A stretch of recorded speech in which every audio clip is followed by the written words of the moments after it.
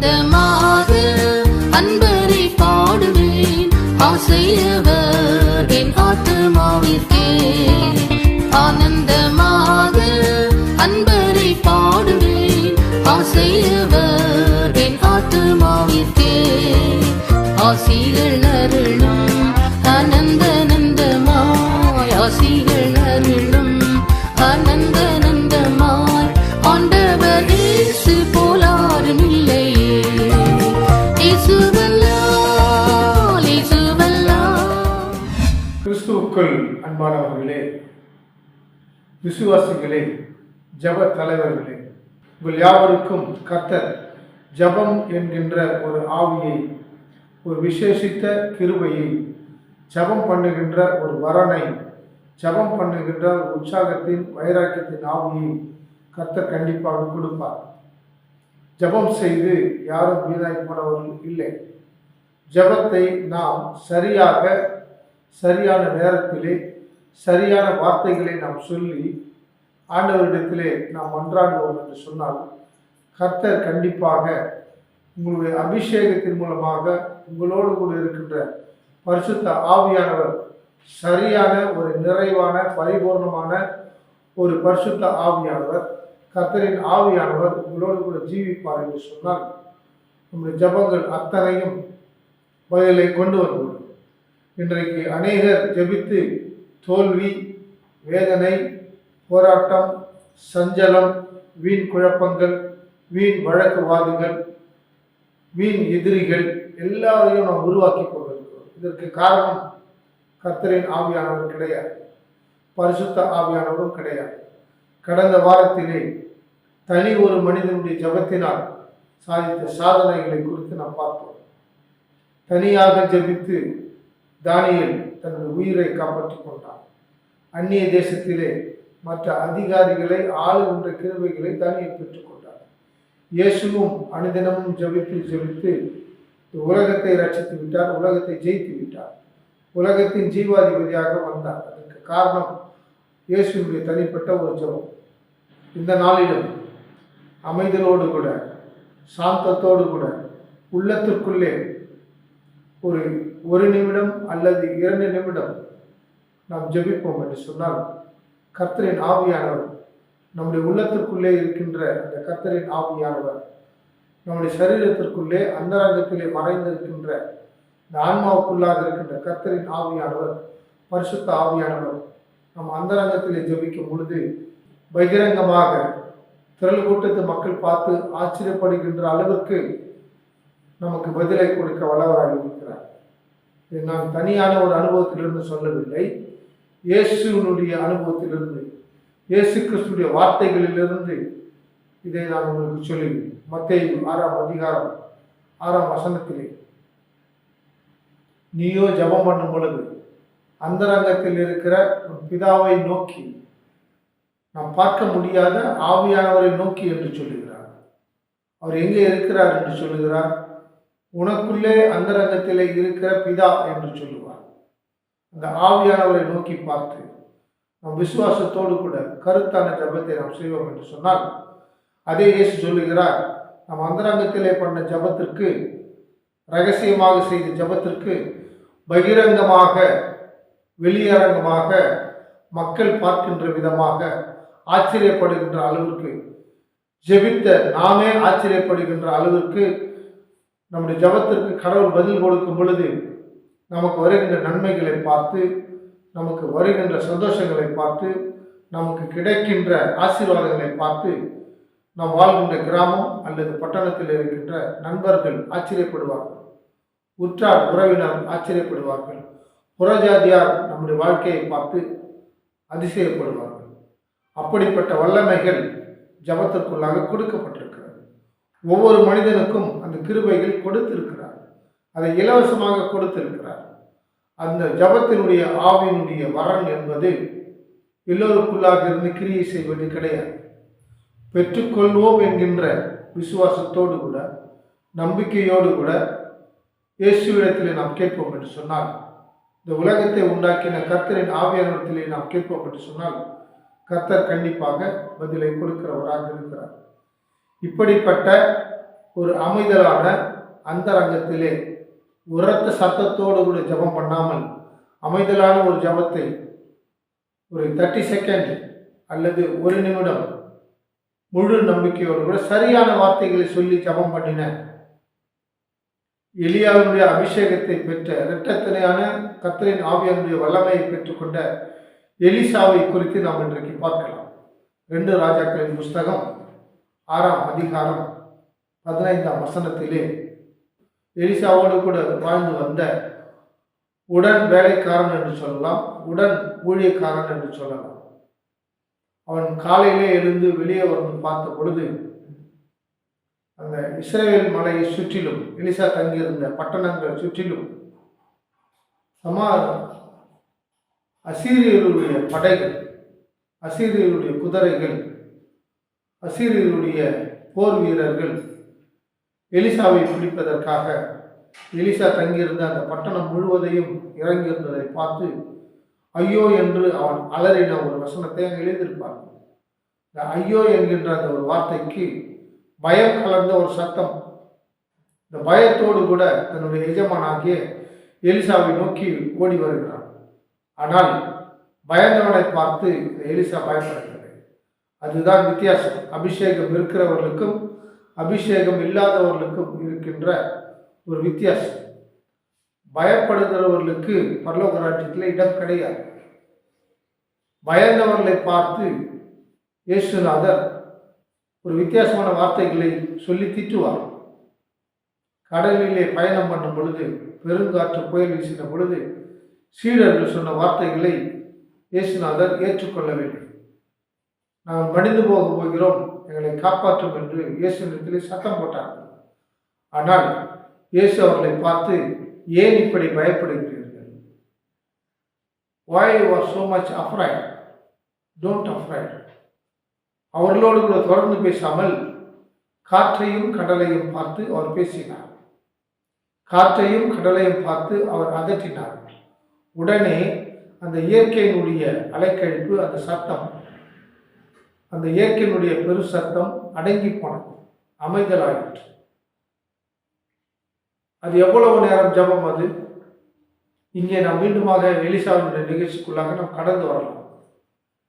Elisha இந்த வேலைக்காரனுடைய உடன் ஊழியக்காரனுடைய கண்களை திறக்கும்படியாக தன்னோடு கூட இருக்கிற அந்த அபிஷேகத்தின் ஆவியானவரிடத்திலே ஜபம் பண்ணுவார். இவனுடைய கண்களை திறந்தருளும் என்று சொல்லுவார். அவன் பார்த்தது மனுஷிக கண்கள். அவன் பார்த்த அதே உருவங்களை எலிசாவும் பார்த்தார். ஆனால் அந்த படை வீரர்களை காட்டிலும், அந்த யுத்தம் பண்ணுகிற குதிரையினுடைய பலங்களை காட்டிலும் விசேஷித்த அக்கினியின் ரதங்கள், அக்கினியின் குதிரைகள், அக்கினியினுடைய சேனைகள், இஸ்ரவேலின் சேனைகள் எல்லாம் எலிசாவோடு கூட சூழ்ந்திருப்பதை எலிசா ஏற்கனவே பார்த்ததினாலே அவன் சொல்லும் பொழுது ஐயோ என்ற வார்த்தை கேட்டு எலிசா பயப்படவில்லை. அதற்கு மாறாக நான் பார்த்த இந்த ஆவிக்குரிய கர்த்தரின் சேனைகள், இஸ்ரவேலுடைய சேனைகள் என்னை பாதுகாக்கும்படியாக என்னை சூழ்ந்திருப்பதை இவன் பார்க்க வேண்டும். You must saw that spiritual protection. அவன் இந்த ஆவிக்குரிய பாதுகாவலை கர்த்தர் நீர் என்னோடு கூட இருந்து கொடுத்து கொண்டிருக்கிறீர், என்னை பாதுகாத்து கொண்டிருக்கிறீர் என்பதை என்னோடு கூட இருக்கிற இந்த உடல் ஊழியக்காரன் பார்க்க வேண்டும். அவனுடைய கண்களை திறந்தருளும் என்று சொல்லுவார். கர்த்தர் இந்த எலிசாவுடைய வார்த்தையின்படியே இந்த வேலைக்காரருடைய கண்களை திறந்தார். அங்கே அவன் பார்த்து தன்னுடைய வாயடைத்து போய் அமைதலாகி விட்டான். கிறிஸ்துவுக்குள் அன்பானவர்களே, நம்முடைய வாழ்க்கையிலே நாம் பார்க்கின்ற ஒரு சில காரியங்கள் நமக்கு திகிலும் பயத்தையும் வருத்தத்தையும் பெரிய பயத்தையும் கொண்டு வந்து நம்மை அடுத்த வேலையை செய்ய விடாமல் நம்முடைய ஆவியிலே ஒரு துக்கத்தை கொண்டு வந்துவிடும்.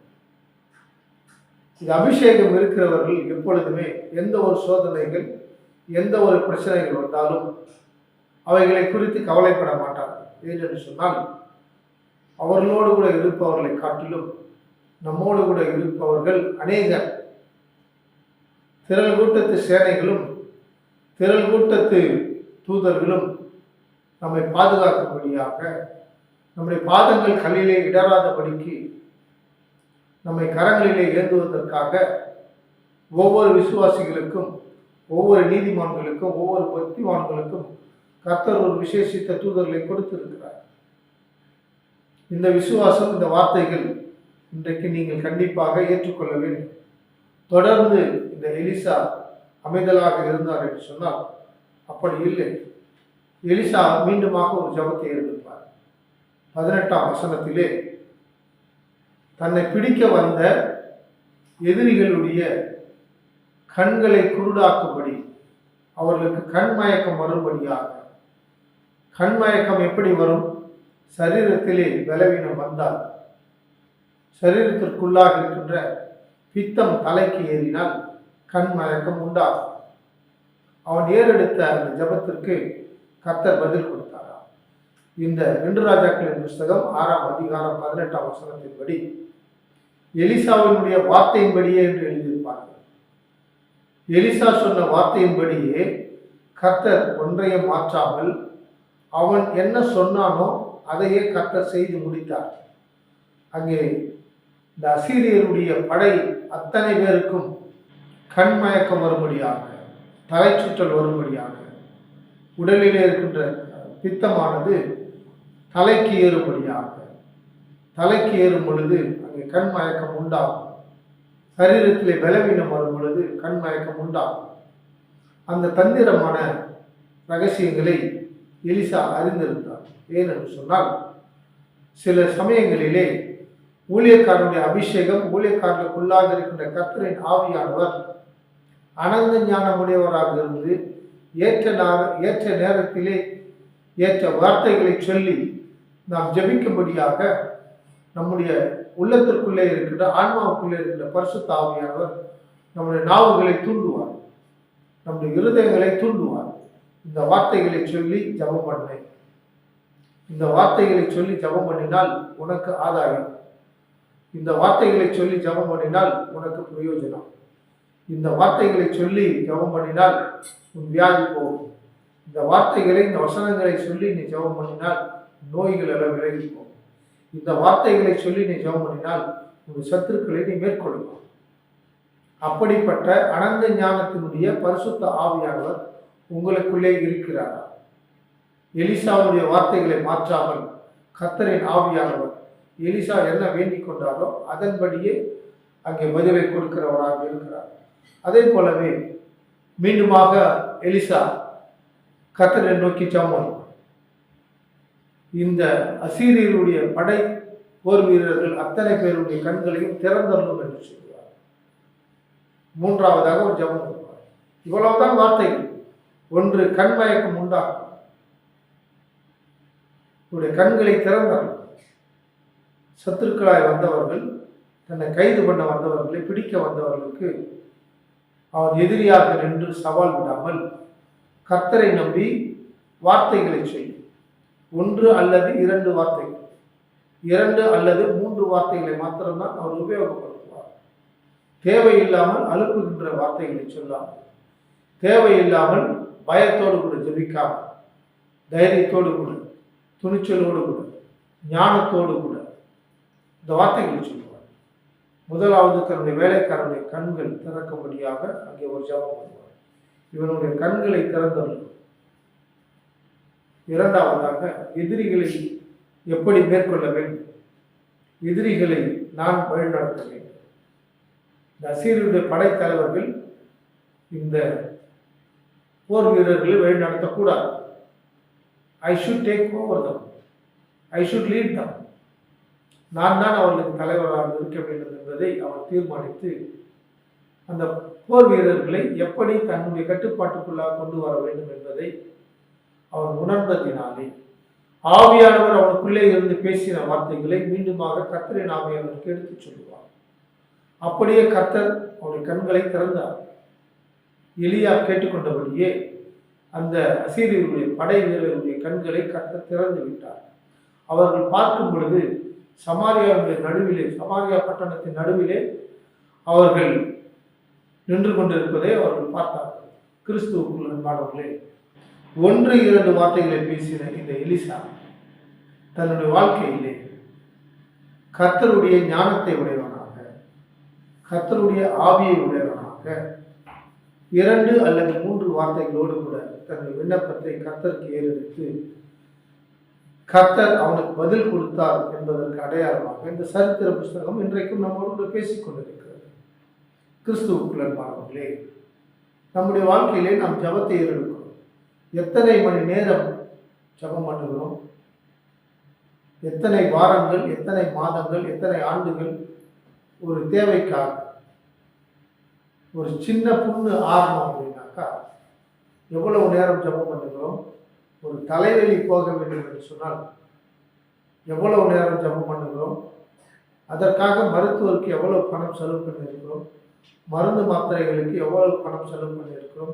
அங்கேயும் செலவு பண்ணுகிறோம், இங்கேயும் வந்து நம்முடைய ஆவியிலே நாம் நேரத்தை வீணடித்துக் கொண்டிருக்கிறோம். இந்த அபிஷேகம் எப்படிப்பட்ட ஒரு அபிஷேகம்? இந்த எலிசா ஒரு விவசாயி, ஏர் மாடுகளுக்கு பின்னே நடந்தவன், வயல்வெளியிலே வேலை செய்து ஏர் ஓட்டிக் கொண்டிருந்தவன். எலியா அவனை பார்த்து அழைத்த மாத்திரத்திலே எலியாவுக்கு பின்னாக ஓடி வந்தான். ஆனால் கண்மூடித்தனமாக மற்றவர்கள் போல ஊழியத்தை செய்ய விரும்பவில்லை. எலியாவை போல அவன் ஊழியம் செய்ய விரும்பவில்லை. உனக்கு என்ன வேண்டும்? ஏன் என் பின்னே நடந்து கொண்டு இருக்கிறாய் என்று கேட்கும் பொழுது, உன் மீது இருக்கின்ற ஆவியின் வல்லமை இரட்டத்தனையாக எனக்கு வேண்டும் என்று அவன் கேட்கிறான். அவன் என்ன குறைவுகளை எலியாவுடைய ஊழியத்திலே பார்த்தான்?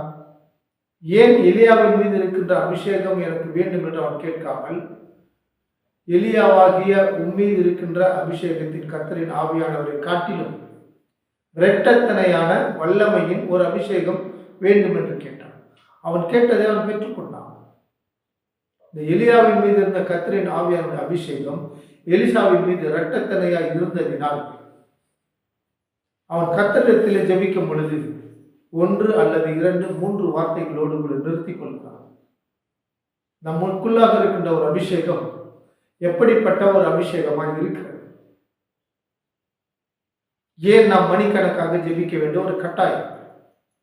ஏன் நம்முடைய விடுதலைக்காக, நம்முடைய சந்தோஷத்திற்காக, நம்முடைய எதிரிகளுக்காக பல மணி நேரமாக நாம் ஜெபிக்க வேண்டிய அவசியம் என்ன? நமக்கென்று கர்த்தர் ஆயுசு காலங்களை கொடுத்திருக்கிறார். நமக்கென்று ஆவியிலே வரங்களை கொடுத்திருக்கிறார். ஆவியிலே வல்லமைகளை கொடுத்திருக்கின்றார். நமக்கு இருக்கின்ற கிருபை எவ்வளவு? கர்த்தர் நமக்கு கொடுத்திருக்கின்ற தாளந்துகள் எவ்வளவு? அந்த அதிகாரங்களை நாம் எவ்வளவு பிரயோஜனப்படுத்த வேண்டும்? அந்த அளவிற்கு நாம் பிரயோஜனப்படுத்தினால் நமக்கு பதில் இருக்கிறதா என்று நாம் பார்க்க வேண்டும்.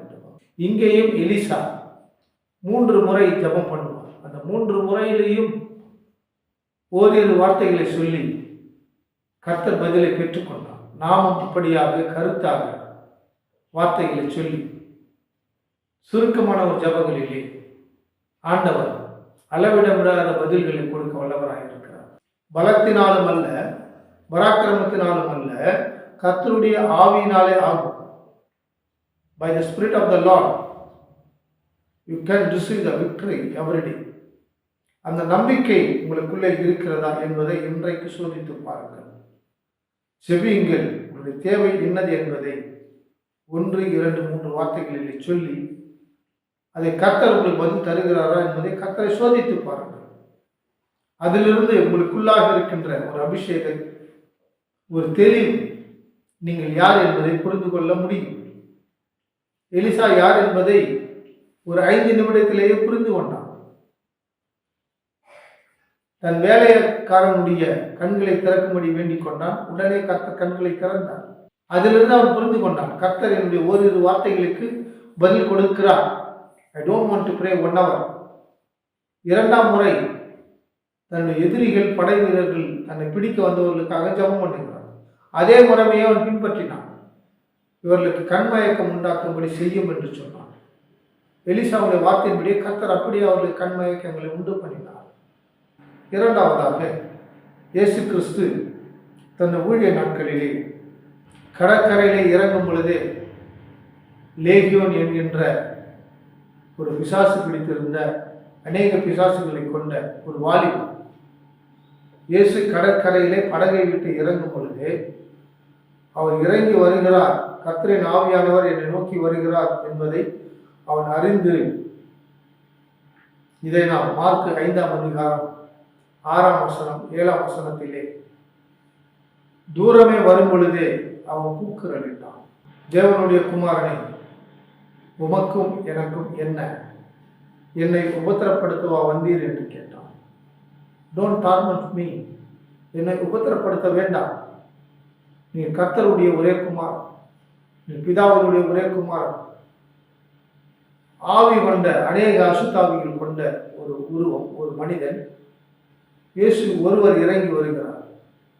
ஆனால் இயேசு படகிலே வரும் பொழுது இந்த பயணம் முழுவதும் ஜெபித்துக் கொண்டிருந்தாரா, அல்லது சீடர்கள் எல்லோரையும் அழைத்து விதமான அநேக பிசாசுகள் கொண்ட ஒரு வாலிபன் அங்கே இருக்கிறான், அவனுக்கு விடுதலை தர வேண்டும், இந்த பயணம் இந்த படகிலே முழுவதும் முழங்கால் படிட்டு நாம் ஜெபித்துக் கொண்டே போகலாம், முன்னமே அந்த ஆவியை நாம் கட்டலாம், முன்னமே அந்த ஆவி அலறும்படியாக நாம் ஜெபிக்கலாம் என்று இயேசு ஏதாவது திட்டம் தீட்டி இந்த படகிலே ஜெபம் பண்ணினார்களா?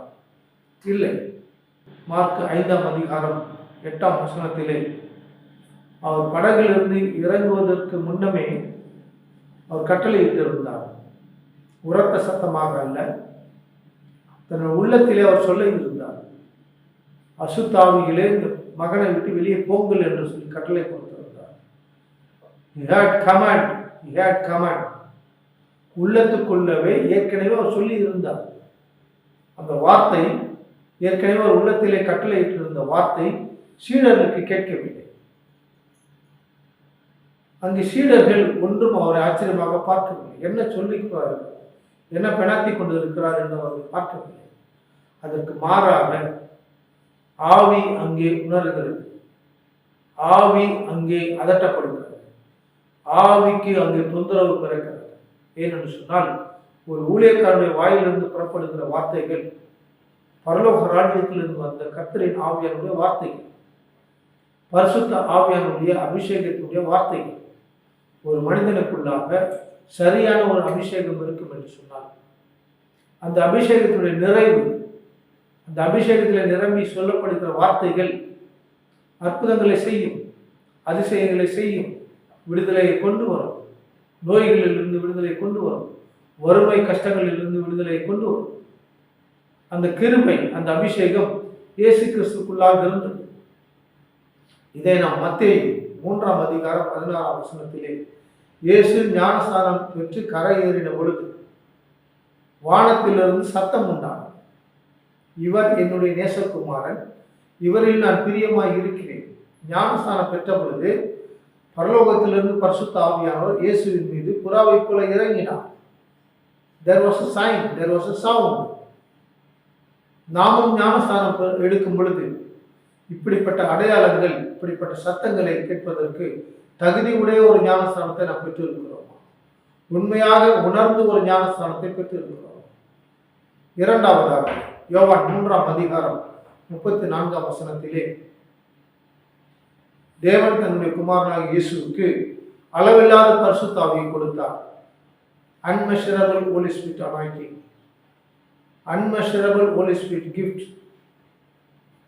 பரலோக ராஜ்யம் பிதாவானவர் தன்னுடைய குமாரனை ஊழியத்திற்கு அனுப்புவதற்கு தகுதி படுத்தி அனுப்புகிறார். Unmeasurable Holy Spirit anointing. எனவே படகில் இருந்து இறங்கின பொழுது அவர் உள்ளத்திற்குள்ளே ஒரு கட்டளை பிறப்பித்திருந்தார். அவனுக்குள் இருக்கின்ற வாலிபனுக்குள் இருக்கின்ற அசுத்த ஆவிகளே அவனை விட்டு வெளியே போங்கள் என்று கட்டளை கொடுத்திருந்தார். அந்த ஆவிகள் அவனல்ல, அவனுக்குள் இருந்த ஆவிகள் இயேசு யார் என்பதை அங்கே சாட்சியாக சொன்னது. அவைகள் அலறின. இந்த அபிஷேகம் எப்படிப்பட்ட ஒரு அபிஷேகமாக இருக்கிறது? இயேசு உள்ளத்திற்குள்ளே சொல்லி இருந்த ஒரு ஜபம். கிறிஸ்துவுக்குள் அன்பானவர்களே, எலிசாவுக்கு பதில் கொடுத்தவர், இயேசுடைய வார்த்தைகளுக்கு பதில் கொடுத்த கர்த்தரின் ஆவியானவர், இந்த பரிசுத்த ஆவியானவர் உங்களுடைய ஜபத்திற்கும் கண்டிப்பாக பதில் கொடுப்பார். கிறிஸ்துவுக்குள் அன்பான சகோதர சகோதரிகளே, கிறிஸ்துவில் அல்லாதவர்களே, இயேசு கிறிஸ்துடைய கட்டளையின்படி இயேசு சொன்ன வார்த்தைகளை கேட்டு கீழ்ப்படிந்து தன்னுடைய வாழ்க்கையை நடத்தி கொண்டிருக்கிறவர்களே, உங்கள் யாவருக்கும் அடியனுடைய அறைகூவலை கொண்டு வருகிறேன். எனக்கு கர்த்தர் கொடுத்த ஒரு ஊழியம் என்பது தொழுநோயாளிகள் மத்தியிலே பணி செய்வது. இந்த தொழுநோயாளிகளுடைய காயங்களை கட்டுவது, தொழுநோயாளிகளுடைய புண்களை துடைத்து அதற்கு மருந்து வைத்து பஞ்சு வைத்து பேண்டேஜ் கொண்டு கட்டி அந்த காயங்கள் ஆறும்படியாக கர்த்தரை நோக்கி ஜெபம் பண்ணுவது. இரண்டாவதாக அந்த தொழுநோயாளிகளுக்கு ஆகாரம் கொடுப்பது, அரிசி போன்ற குடும்பத்திற்கு தேவையான அத்தியாவசிய பொருட்களை கொடுப்பது. இதை நான் எப்படி புரிந்து கொண்டேன் என்று சொன்னால், ஏசாயாவின் புஸ்தகம் 40ஆம் அதிகாரம் 1ஆம் வசனத்திலே ஆற்றுங்கள் தேற்றுங்கள் என் ஜனத்தை என்று சொல்லியிருக்கிறார். இந்த ஆற்றுங்கள் தேற்றுங்கள் என்று சொல்லப்பட்ட மக்கள் தொழுநோய் கொண்டவர்கள், கைகளிலே விரல்கள் இல்லாதவர்கள், கால்களிலே விரல்கள் இல்லாதவர்கள், பாதங்களில் கீழாக புண்களை கொண்டவர்கள், சரீரத்திலே வெடிப்புகளை கொண்டு கெட்ட நீர்களும் சீழ்களும் சரீரத்திலே வடிந்து கொண்டிருக்கும். அவர்கள் அருகிலே யாரும் செல்ல மாட்டார்கள், அவர்களை பார்த்து யாரும் ரசிக்கவும் மாட்டார்கள். ஆனால் இயேசு கிறிஸ்து ஒரு குஷ்டரோகி வரும் பொழுது அவனை அழைத்து அவன் மீது கையை வைத்து, எனக்கு சித்தம் உண்டு சுத்தமாகு என்று அவனை தொட்டார். ஒரு காலகட்டத்திலே தீண்டாமை இருந்தது, இந்த தொழுநோய் பரவும் என்கின்ற அச்சமும் இருந்தது. ஆனால் 1ஆம் நூற்றாண்டு திருச்சபையிலேயும் அது இருந்தது, 21ஆம் நூற்றாண்டு திருச்சபையிலேயும் அது இருக்கிறது.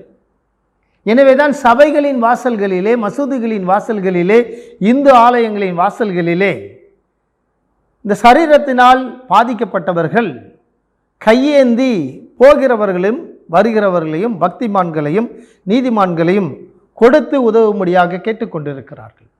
இந்த தொலைக்காட்சியின் மூலமாக அடியேனும் உங்களிடத்திலே ஒரு உதவியை கேட்கிறேன். உங்களால் முடிந்தால் நீங்கள் அவர்கள் வாழ்கின்ற இடத்திற்கு சென்று உதவிகளை செய்யுங்கள். கர்த்தர் உங்களை மென்மேலும் ஆசீர்வதிப்பாராக. இவர்களுக்கு தேவையான கஞ்சும் பஞ்சும், அவருடைய சரீரம் குளிர்ச்சியாக இருக்க வேண்டும் என்பதற்காக அந்த பழைய சோறு, பஞ்சு என்பது அந்த புண்களிலே வடிகின்ற கெட்ட நீர்களை துடைத்து, கெட்ட இரத்தங்களை துடைத்து, கெட்ட சீழ்களை துடைத்து அந்த காயங்கள் மேலும் பரவாமல் இருப்பதற்கு உதவி செய்யும்படி உங்களை அன்போடு கூட கேட்கிறேன். பணமாக நான் கேட்கலாம், ஆனால் முதலாவதாக நீங்கள் இந்த மருந்து மாத்திரைகளை, இந்த அரிசி போன்ற பொருட்களை வாங்கி என்னுடைய விலாசத்திற்கு நீங்கள் அனுப்புங்கள். அந்த பொருட்களை நான் மாதந்தோறும் சுமந்து கொண்டு போய் மலை அடிவாரத்தில் இருக்கின்ற அவர்களுக்கு நான் கொடுத்து வருகிறேன். இம்மட்டும் செய்து வருகின்ற உதவிகளுக்கு, ஜபங்களுக்கு கர்த்தர் உங்களை மென்மேலும் ஆசீர்வதிக்கட்டும். இப்படி பொருட்களை வாங்கி அனுப்ப முடியாதவர்கள் தயவு செய்து நீங்கள் பணங்களை எங்கள் அக்கௌண்ட்டில் நீங்கள் போடுங்க, பேங்க் அக்கௌண்ட்டில் போடுங்க. கூகுள் பே, ஃபோன்பே போன்ற வசதிகளும் இருக்கிறது. வயது சென்றவர்கள் நீங்கள் அப்படி பணத்தை அனுப்பலாம். இதுவும் முடியாது என்று சொன்னால் நீங்கள் மணி ஆர்டர் பண்ணுங்கள். தொடர்ந்து இப்படி உதவி செய்கின்ற பெயர்களை வைத்து நாங்கள் ஜெபித்து கொண்டிருக்கிறோம்.